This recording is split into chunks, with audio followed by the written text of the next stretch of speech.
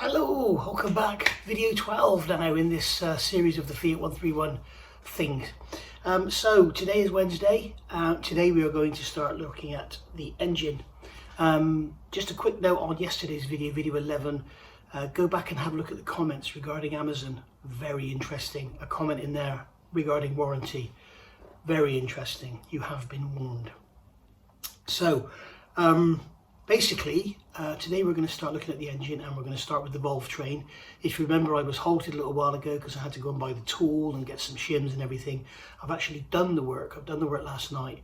It's all shimmed up, it's all lovely. And what I'm going to do is just now, I'll show you what I've done, give you some hints and tips if you're going to have a go at it yourself, and also show you how to get one out and how to put one back in.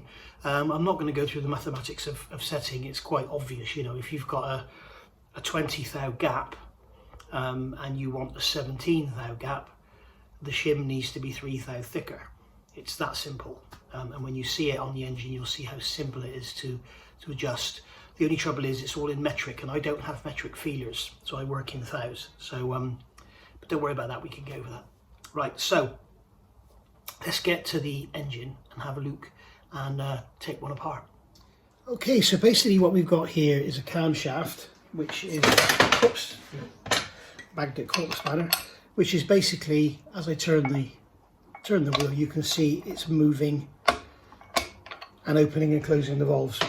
So in here we've got a bucket where the it's not a little bit difficult for you to see. I can't get the camera quite high enough, but there's a bucket in there. If I come over here and I'll put the camera back down, there's a bucket in here with a shim, and then there's the cam. Okay, so you've got a shim sitting in a bucket and the cam is pressing down. It's the most simple valve train system you'll ever come across. It's absolutely brilliant. It's extremely strong, it's extremely reliable, it's extremely simple, and it's probably very cheap to produce in comparison to some of the other stuff. Modern days now, we have camshafts which are lobes pressed onto a steel shaft, and they can actually move. We have little hydraulic lifters, so we don't have to make any adjustments. It means it's cheaper to manufacture because you can just chuck it together and let the oil deal with the valve clearances. And then you have rocker arms, little steel rocker arms working, which are generally pressed steel. They have needle rollers in them. They can break, bend, fall apart, fall off, jump off. You know, absolutely terrible systems these days, really, in comparison to this, which is just so simple. And as you can see, when the cam is actually off the lobe, there's no friction whatsoever. You can just turn that bucket freely in there. So first thing to do, and don't let me forget, I need to go through when to do this and when not. First thing to do is to turn the bucket. You can see it's got a slot in it here. Okay, you can see in there there's a slot. I'll turn the bucket so the slot is facing me.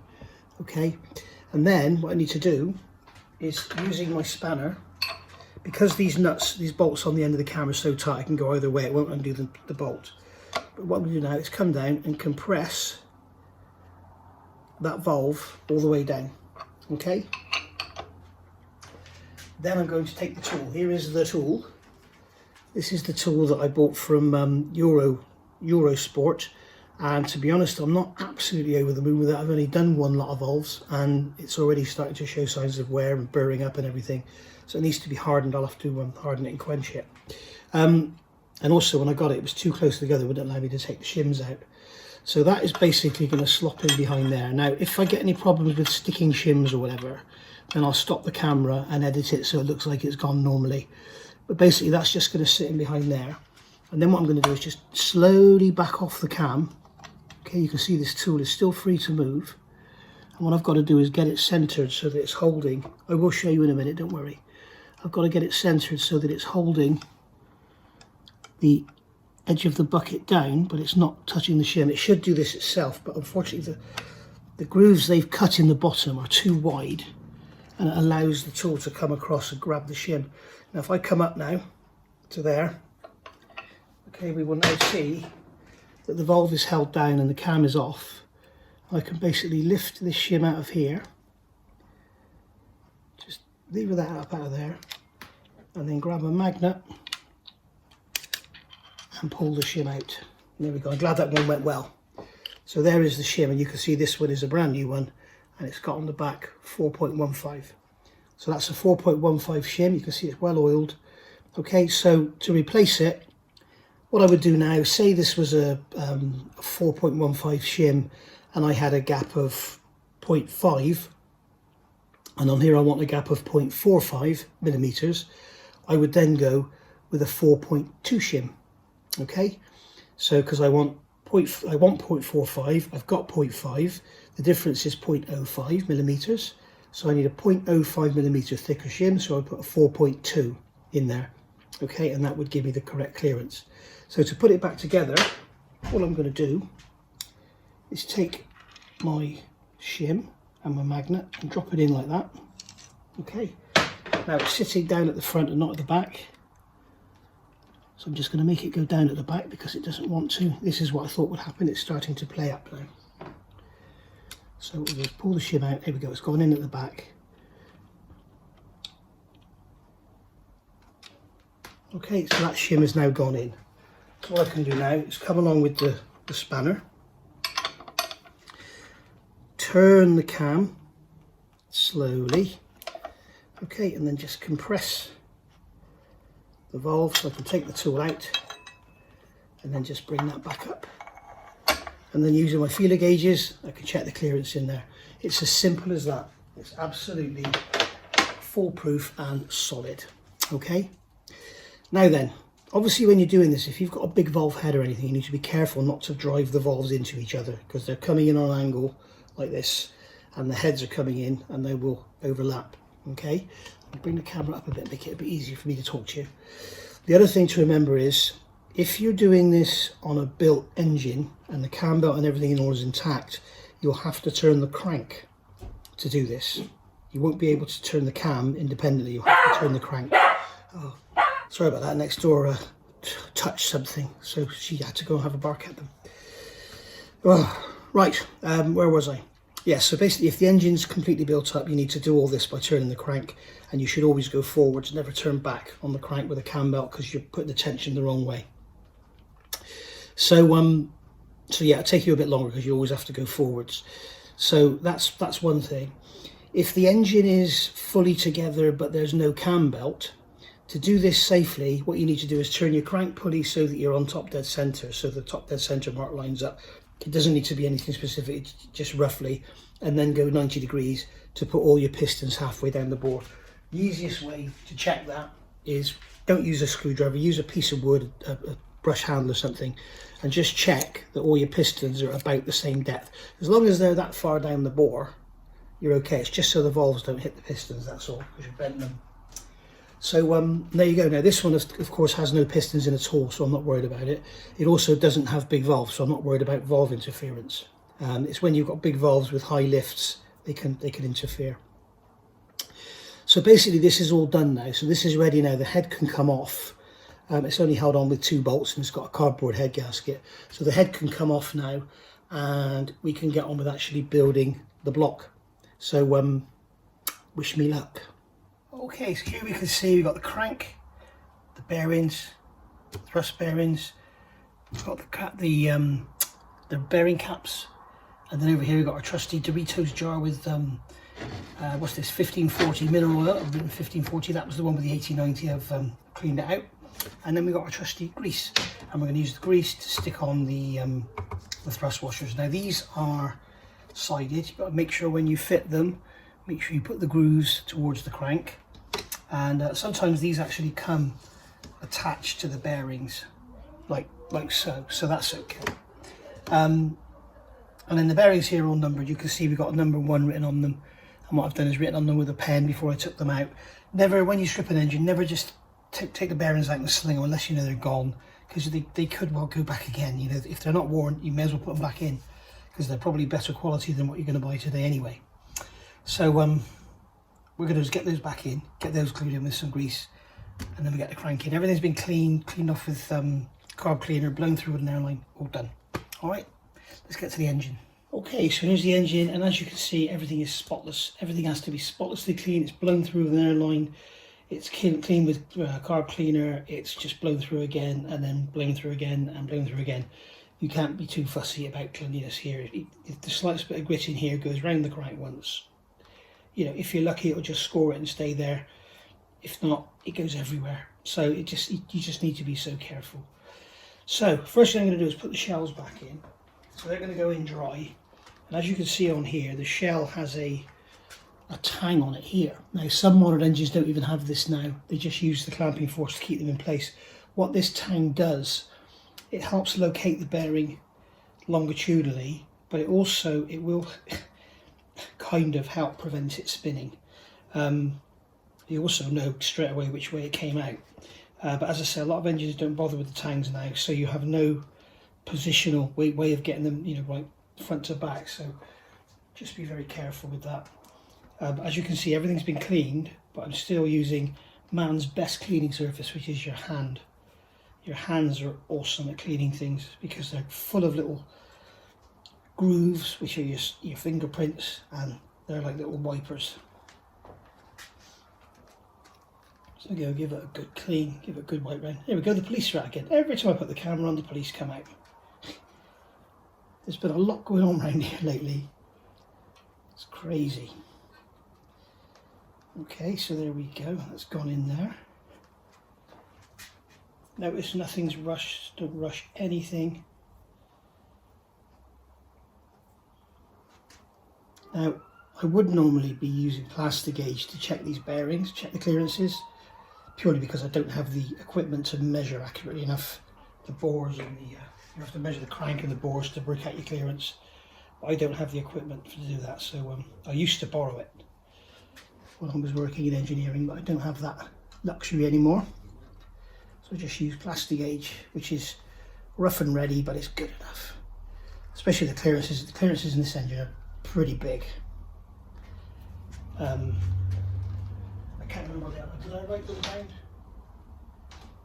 Yeah, the mains are 2 to 3 thous 7/10. So it's like 2 to 4 thou clearance on the mains. That's ridiculous. It's like a prick in a top hat. Right, so these thrust bearings, bit of grease on here, just a couple of dabs of grease.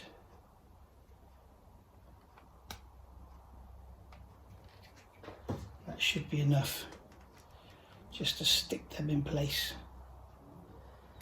You'll notice I'm using mineral oil to build the engine. You may be thinking, why is he doing that? I would normally use engine building stuff, but I've run out. And I was looking online and a Guy Croft video came up. And Guy Croft uses mineral oil to build his engines.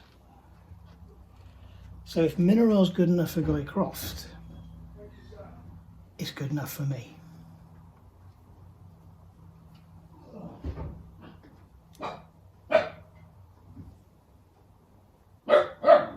There we go, next door made a noise, how dare they? No, Dottie's. Okay, alright, so that's those stuck in place. She's stopped barking now.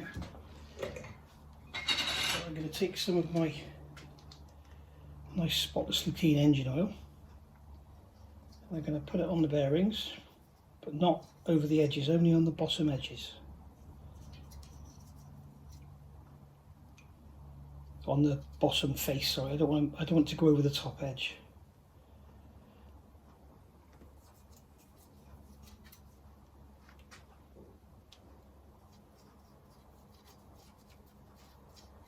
Okay, so we'll put some more in there because we've got a hole in the bottom of the bearing. It goes into an oil groove, so I'd rather have too much than not enough. Right, so now it's time to drop the crank in. What I've got to try and do is drop the crank in, keep it square and don't knock those bearings off. Who wants to have a £5 bet with me? Because the camera's on, they're going to get knocked off. And I'm also going to have to move the camera because otherwise I'm going to have my back to you. So there we go, we'll move the camera around like that. Okay. Yeah. So now we can drop the crank in, concentrating on the back so I don't knock those bearings off.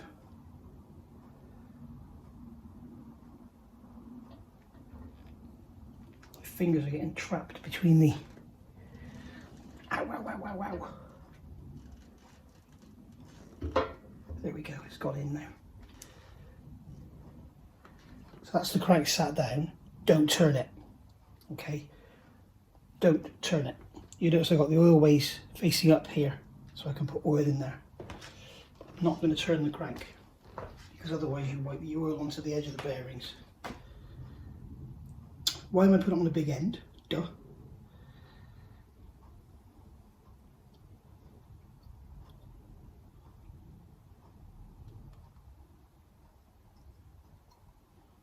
I guess what I could do is use a pipette and inject some oil into there.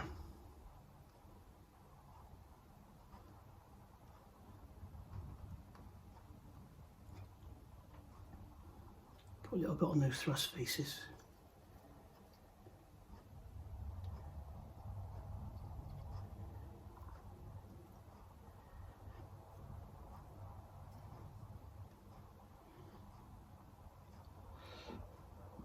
There we go. Okay, so bearing caps are marked on these. The front has nothing. Okay, so the nothing is number one. So what I'm going to do here is just brush some oil onto the bearing, and also a little drop on the threads, just a little drop, nothing too much. And I'm also going to put a little drop under the head of the bolts as well, just so you don't get any friction affecting. So we can drop this down on here, make sure it goes on nice and square. There we go, here it dropped down, and then just do the bolts up.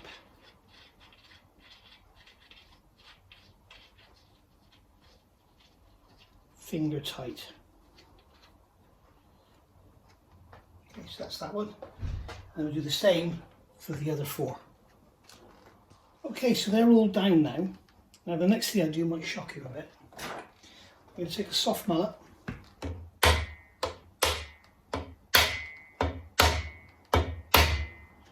and that just makes sure that if anything's slightly put on angle or anything like that, if anything's slightly over, it will bring it all back in. Okay, just an old school little tip. Right, so I've got a torque wrench set up here. This is set up on 25 pounds-feet. Now these big ones are going to end up at, I think it's 83, and this little one here is 59. So I'm going to just pull these down initially to 25 pounds-feet.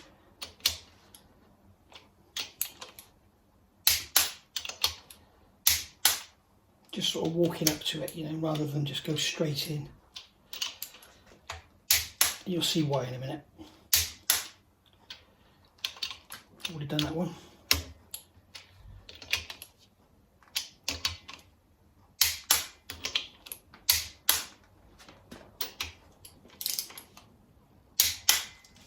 And then change the socket for a 16.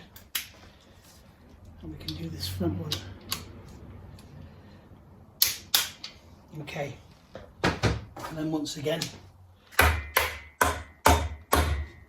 right, now we're going to check if the crank turns, and it turns absolutely beautifully. If there's any binding, any stiffness, any drag, anything at this point, stop, do not carry on, because all you're doing when you turn the crank, you're going to damage your bearings. It always means your crank's bent, you've got a cap twisted, you've got the wrong size bearings, you've got debris in there, there's something wrong. Your crank should spin like that freely. Okay, remember it's got clearance, there's no friction there, it should just spin. Right, if it's not spinning, there's a problem. Whether it be a 2-cylinder, 1-cylinder, 8-cylinder, whatever it is. Remember there's no pistons in here, obviously you won't be able to spin it by hand with the pistons. But when there's just the crank and the mains. Okay, so that's gone like that, so that's good. Notice I didn't turn the crank until I pulled them down. Reason I don't like doing that, I don't like putting oil between the faces, because I never know if it's going to affect the torque. So that's why I don't do it. Okay, so now I'm going to wind this one up to what should we go to, 40? We go to 40 pounds-feet. Okay, like I say, we're going to walk up to it and just pull it all down nice and even. Otherwise, you've got these loose, and you've got these pulled up at 89, and the rest of the block's like, hang on a minute, let me catch up. So I'm just going to put my leg against the block here. There we go.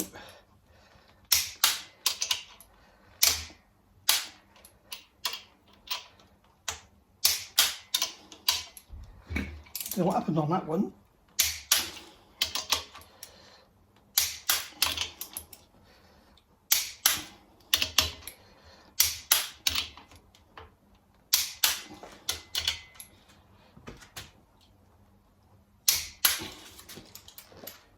So as you see with this little torque wrench, it's pretty tight. There we go. Right. So that's our little torque wrench finished. What I'm going to do now, I'm going to do the same thing. I'm not going to do it on camera because I've got to stand in front of you. But I'm just going to basically go on and do these, as I say, 83 and 59 for the little one. Back in a minute. Okay, so that's the crank here and all torqued down. This bolt here, if you remember when I was pulling it, it was kind of crack, crack. And that was because it was a little bit dry under here. And what happens is you get the friction of the bolt head against the cap. And that can overcome the torque. So you think you've torqued it, but you haven't, which is why these days a lot of times they'll go for like 40 pounds-feet and then angles, and that way you know that bolt was pulled down. But these unfortunately are only a torque, they're not an angle. The benefit of that is they're not stretch bolts, you don't have to replace them, so it's a cheap engine to rebuild. A lot of engines these days, I mean, I've got a pile of bolts that would fill a bloody sack from building the Land Rover engine. Well, it's actually a Ford engine, because you have to replace so much stuff. With this, there's nothing, it's just gaskets. That's it. So basically, yeah, that one I took it out, I put some oil under the head, and then it torqued down beautifully. So just be wary of that. If you do find a bolt that's a bit snatchy, you know, just take your time and take it out and start again. Right. So, and also you can see the crank still turns beautifully, and Dottie's decided to start barking again. She's having a noisy day today. Right, what we've got to do now is check the end float on the crank. Now, I don't know if you can see this clock, but this is thou division, so 0 to 5 is 5 thou. So you can see I can push the crank to sort of -1 and then put it forward to 2. So it's got about 3 thou of end float, and the actual specified is 2 to 12 thou. So we're well within spec. So no need for replacement bearings there. What I'm going to do now is come along and drop some oil into the ends of the bearings so that we can make sure that the bearings are not going to dry out. What we will also do is once we've got the con rods in and everything and the pistons, then we will basically paint everything with oil, because otherwise we run the risk of things getting rusty, especially with this damp, humid weather. So there we go, just let that run down into there. And what will happen, this oil's going to run out everywhere, but it doesn't matter, it's clean, the engine's clean, the oil's clean, everything's clean. So that's okay. Just going to put a bit more on the back end there. Make sure those thrust bearings have got a good bit of lube in them as well. Okay, so there we are. Everything's all good to go, it's all smooth, it's all lovely. And it's really, really nice. Clearances on here were like bottom limit. So yeah, really pleased with this engine. So there we go. Now the next thing we could do now, if we want to, is take the engine off the engine stand, because as you can see here, this is common with most engines with these engine stands, there's no room to get the seal on here. So what we need to do is take it off, put it on a table, and then fit the seal. And also on this one there's a big plate on the back of the coolant jacket, and then put it back on the engine stand. What some people do is put extensions here so they can put it forward. I don't like doing that, it puts a lot of strain on everything, and when you're torquing the bolts up you can't believe how much load you're putting on here. So I just like to do that. So I use my lifting table, put it underneath the engine, lift the table up, slide the stand away, put the seals on. Especially with modern stuff where you've got seals these days, they come in like a plastic basket, so you have to slide them on. Don't attempt to do it like this, you need to be able to slide them on. you know, as if the engine was in the car and you were underneath with the gearbox off. So just bear that in mind. So there we go. So that's the crank in, all done, and I'm going to cover it up now, make sure it doesn't get any dirt on it, and then I'm going to take Dottie for a walk. So I will see you back maybe tomorrow, maybe not. We shall see. Thank you for watching. Bye for now.